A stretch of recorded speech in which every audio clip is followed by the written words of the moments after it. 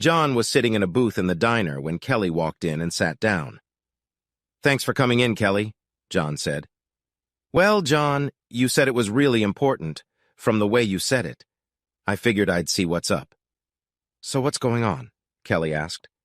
"I have a question for you," John said. "A question? A question? You could have asked me a question on the phone, John. Instead, I drove across town on my lunch hour." Kelly slammed her palm on the table in frustration. "This isn't just a normal question, Kelly. This is the kind of question that should be asked face to face." John said. "All right, then. Ask your question," Kelly said. "Do you believe me now?" John asked. "Believe you about what?" Kelly asked. "About Eric," John said. "About Eric? John, what the hell are you talking about?" Kelly asked. "About 3 months before we broke up, I noticed the way he was looking at you and the way he was flirting with you.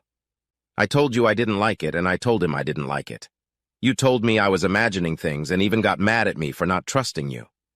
Over the last 3 months of our relationship, things have gotten worse and worse. He openly hit on you in front of everyone, and you let him do it. I told you I didn't like it, and you said you didn't believe he was doing anything wrong and got mad at me again.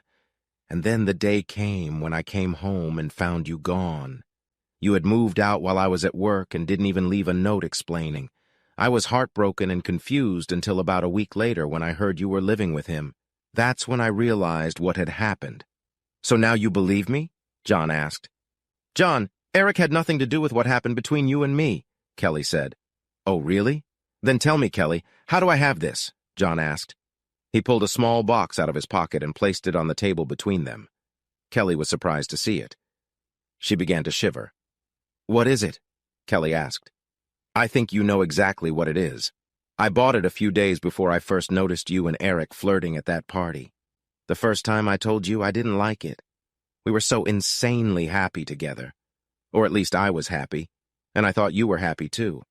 When I saw him flirting with you and you told me it didn't mean anything, I put it off until I had a chance to calm down. I never got a chance to calm down. It just got worse and worse until the day you left, Kelly. You said Eric had nothing to do with what happened between us. Then explain to me, Kelly, how I walked away from wanting to give you that, being heartbroken and hating you in just 3 months. Explain it to me, Kelly," John said. John opened the box and placed it in front of Kelly. Kelly knew what was in the box, but seeing the glint of a large diamond on her engagement ring finally broke her. She burst into tears. John just sat there looking at her for several minutes. "Do you believe me now, Kelly?" John asked. Kelly couldn't bring herself to answer. She just looked at John with tears in her eyes and then got up from the table, ran to her car, and drove away. John remained seated at the table. He closed the ring box and put it back in his pocket. John was confused when some large man slid toward the booth that Kelly had just vacated. "Hi, what do you want here?" John asked. "I overheard you talking to the young lady. You were a little harsh, don't you think?" Edward asked. "No, I wasn't. We've been together for 3 years. Hell, we bought a house together. A house that I'm paying for myself now. She never gave any indication that she wasn't so happy. Until I saw her at that party flirting with him. She let it happen, but he was the aggressor. I told her it was happening. She denied it even to the very end. Now she is living with this son of a bitch. I asked her to meet me today to see if she would believe me now that he destroyed our relationship. I wanted to show her how much I loved her and how much I wanted to be with her. The ring sent her the message pretty clearly. Now I hurt her as much as she hurt me," John said. "Maybe if you'd spent more time taking care of Kelly and less time being jealous, my son wouldn't have been able to steal her away from you," Edward said smugly. "Your son? Eric is your son?" John shouted. "Yes," Edward said. John got up from the table, grabbed the man, lifted him to his feet, and punched him hard in the face, causing him to fall to the floor. Edward cringed and raised his hands to protect his face as John leaned over and looked him in the eye. "That was for raising a mean freak who steals other people's women," John said. John threw the money for his meal on the table and walked out of the diner. A few hours later, on the other side of town, Eric came home and immediately realized something was wrong. Kelly's things were gone. He dialed her cell phone number. "Hello," Kelly said. "Kelly, baby, what's going on? Where are you?" Eric asked. I can't I can't be with you anymore, Eric, Kelly sobbed. What? Why? Kelly, what you're saying doesn't make any sense, Eric said. He was right. He was right. He was right all along. Kelly sobbed again. Who was right? What are you talking about, Kelly? Eric asked. John, he was right. You stole me from him. I let it happen, but you stole me. Kelly, you left him willingly, Eric said. You made me say yes. I shouldn't have let you. I shouldn't have let you get so close. John and I were happy for 3 years before you started hitting on me. He told me what you were doing. I didn't believe him. He was right. Damn you, Eric, Kelly said. Kelly, don't be like that. If John let it happen, that's his problem, Eric said. No, it's my problem. He warned me. He tried to stop me. I wouldn't listen to him, said Kelly. Kelly, baby, what about us?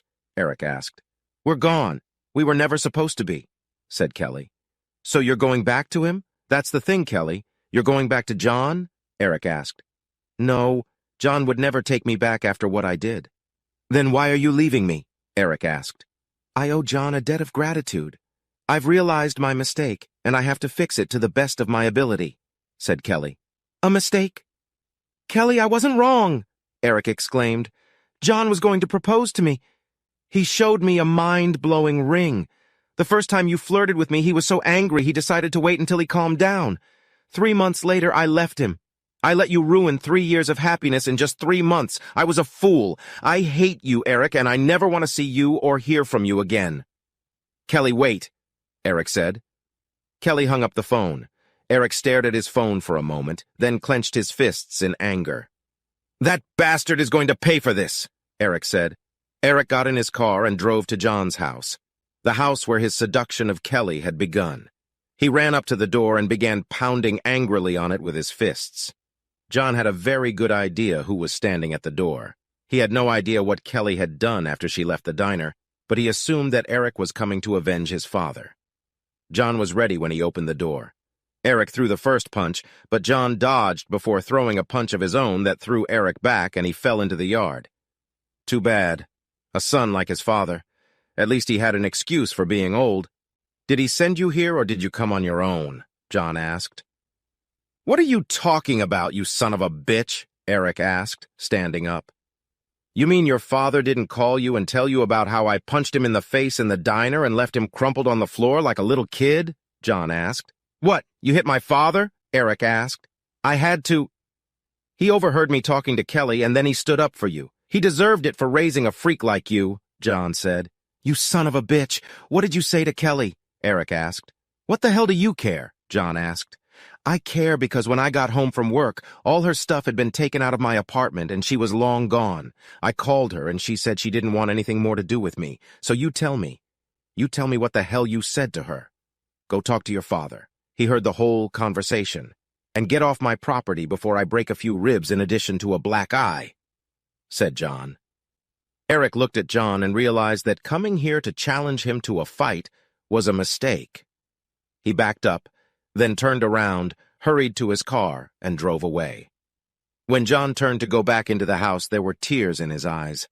I think she finally believed me,